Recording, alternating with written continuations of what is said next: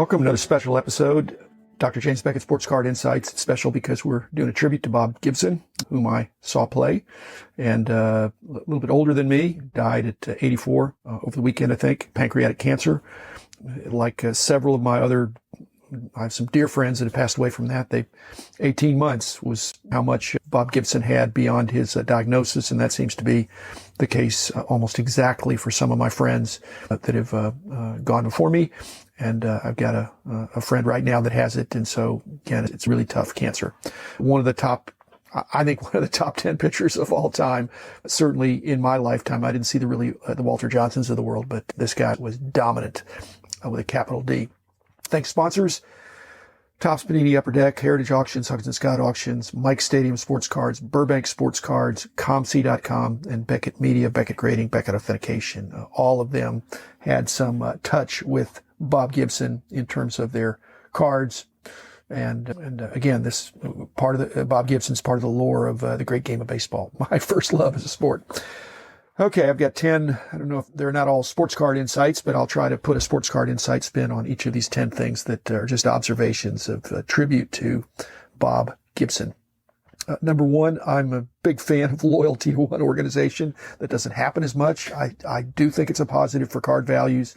Again, it's it's after the fact with Bob Gibson, but he was first and always a Cardinal, loyal to the organization.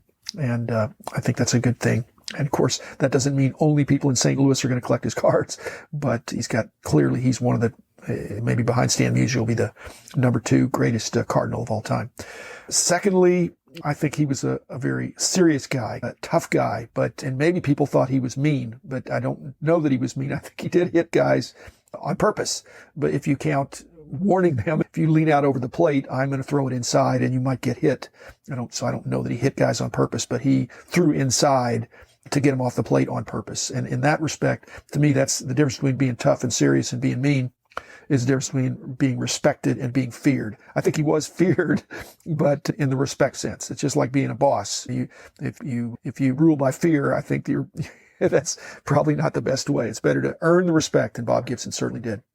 Number 3, the other thing that is interesting, a trivia aspect, is that he actually was signed by the Globetrotters before he signed with the Cardinals and the Globetrotters, was in the minor leagues and did a short stint with the Globetrotters. But because he was such a serious guy, one report I saw said that he just didn't like the goofing around. He liked the winning that the Globetrotters do every game. They're virtually undefeated, almost undefeated. That's a good thing, but I don't think he liked the clowning around. And again, I was always thinking when I saw him on the mound, I thought he was 6'4", but it turns out he was 6'1" or 6'2" at the most. Again, but a great athlete. Number 4, he changed the game of baseball, and in many respects, we're still feeling that effect from 1968. His season was so dominant. Of course, Denny McLain over in the American League winning 31 games. The rules were changed. It became such a pitcher-dominated game that they lowered the mound and shrunk the strike zone. And so then, obviously, hitting and slugging statistics increased. And that's the modern game that we have. In fact, the modern game we have is home run strikeout. But again, 1968, when Bob Gibson had one of the very best seasons any pitcher's ever had. Again, shocking that he lost 9 games that year, because it seems like he was pretty unhittable. On the other hand, when I looked at it, he didn't get much run support. His run support in his starts was under 3 runs a game. But so that's how you can lose. You can give up 1 run and lose 1-0. What happens when these iconic superstars, and he was a superstar, die? What happens to their cards? The first thing that happens to me, there's an impulsive, immediate, perhaps rush to, I need to get that guy's cards.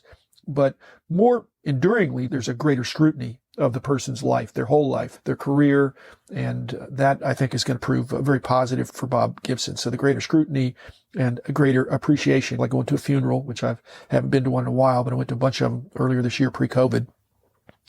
And it's a recognition of the outstanding things that the person did. And Bob Gibson, absolutely worthy of that greater scrutiny.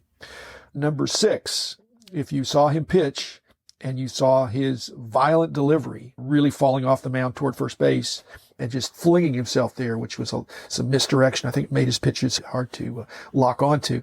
The guy still won 9 Gold Gloves. It just shows what a great athlete he was, and recognized as being the Gold Glove is the best fielder at that position. And again, to me, that's outstanding. And that's really outstanding. Along with this athletic ability, he hit 24 home runs, actually 26 if you count the postseason.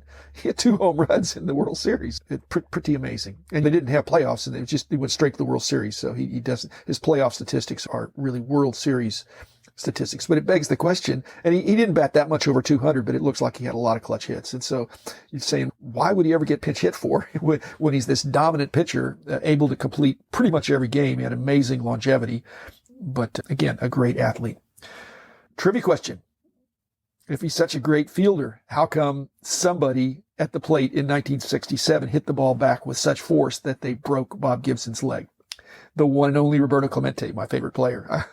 I'm not gloating about that, but Clemente was just as violent at the plate as Gibson was on the mound. So his great fielding did not keep his leg from being broken, and his macho and toughness kept him on the mound for a few more batters before he went in and said, "Hey, I think my leg is broken." Number 8, his autograph. I have some autographs. Another thing that happens when someone dies in the hobby, there's obviously no more autographs. But you know what? There's no more autographs anyway for certified autographs and serial numbered autographs.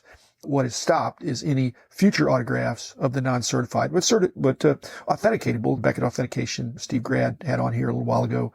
There'll be a bunch of Bob Gibsons that are submitted. His autograph is distinctive enough that I would guess that it's pretty reasonable to authenticate. And I believe I'll have a whole episode about this. I think it's in the athlete's best interest.